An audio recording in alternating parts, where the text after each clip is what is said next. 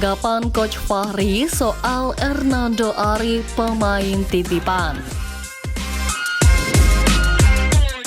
Coret anak Exco PSSI, Nova Arianto buka suara. Perjalanan prestasi STY bersama Timnas. Jadi, simak terus berita Timnas PES selengkapnya.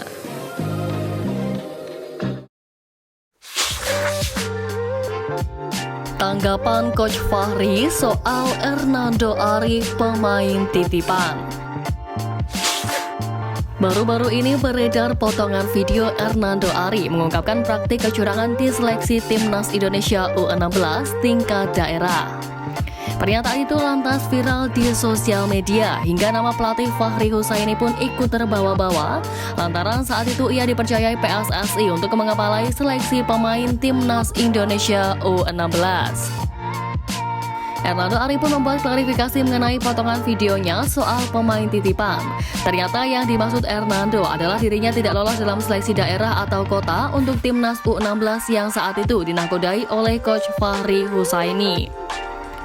Hernando Ari pun memohon maaf lantaran telah terjadi kesalahpahaman maksud dalam ucapannya, terutama kepada Coach Fahri Husaini.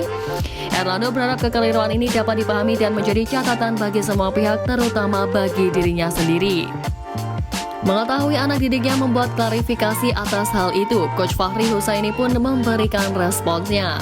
Fahri Husaini mengunggah foto Hernando Ari bersama dengan Bagas Kavi, Bagus Kavi, dan Fajar Falturahman saat membela Timnas Indonesia U16.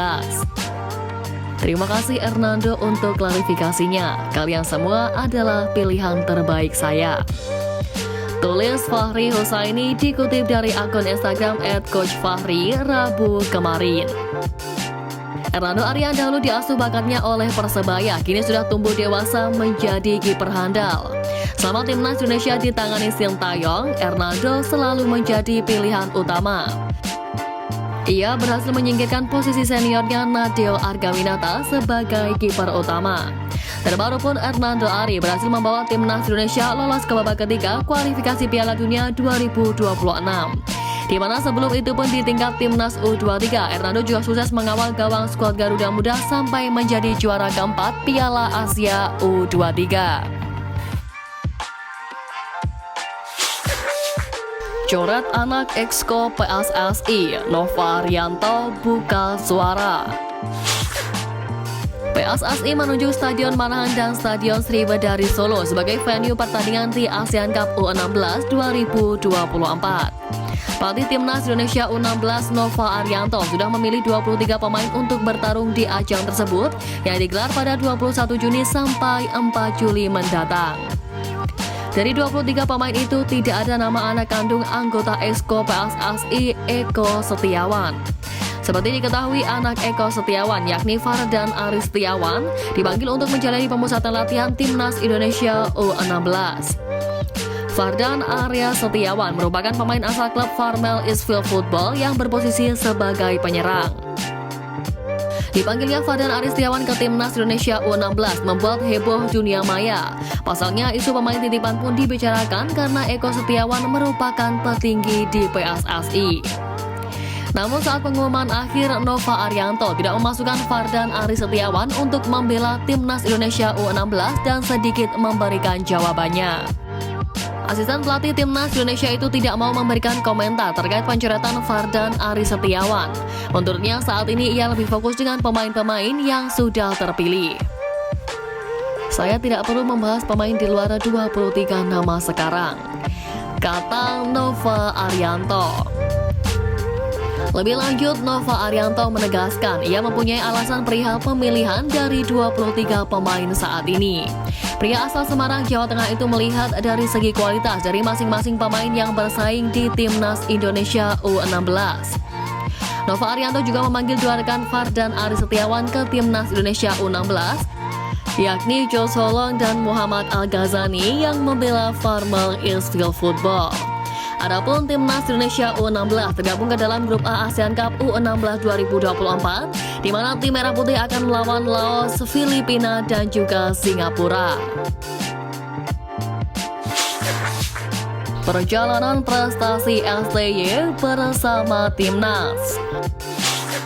Beberapa waktu lalu, Sintayong mendapatkan kesempatan untuk menghadiri sebuah acara di salah satu stasiun televisi Korea untuk menceritakan bagaimana pengalamannya melatih Timnas. Sintayong bukanlah nama yang asing di Korea. Pasalnya, ia pernah menggemparkan publik negeri ginseng usai membawa negaranya mengalahkan Jerman dengan skor 2-0 di ajang Piala Dunia 2018. Sejak saat itu, Sintayong menjadi pelatih yang begitu diperhitungkan banyak negara maupun klub. Mereka berlomba untuk mendapatkan tanda tangannya, namun dari banyak tim yang memperebutkannya, yang paling beruntung adalah Timnas Indonesia, di mana Sintayong akhirnya resmi menjadi pelatih Timnas Garuda pada akhir tahun 2020 lalu. Kini memasuki tahun keempatnya melatih skuad Garuda, Sintayong telah memberikan banyak perubahan dan prestasi yang sulit dilakukan oleh pelatih Indonesia sebelumnya. Tak main-main, Sintayong meloloskan 3 tim yakni Timnas Indonesia Senior, Timnas U23 dan Timnas U20 di ajang Piala Asia. Terkhusus Timnas Senior, secara luar biasa Sintayong berhasil membawa Indonesia lolos ke babak 16 besar. Sebuah prestasi yang langsung menjadi sejarah bagi skuad Garuda karena sebelumnya tidak pernah lolos ke fase gugur. Selanjutnya yang tak kalah luar biasa adalah ketika Timnas Indonesia U23 keluar sebagai juara keempat Piala Asia U23 hingga mengalahkan negaranya sendiri Korea Selatan di babak 8 besar.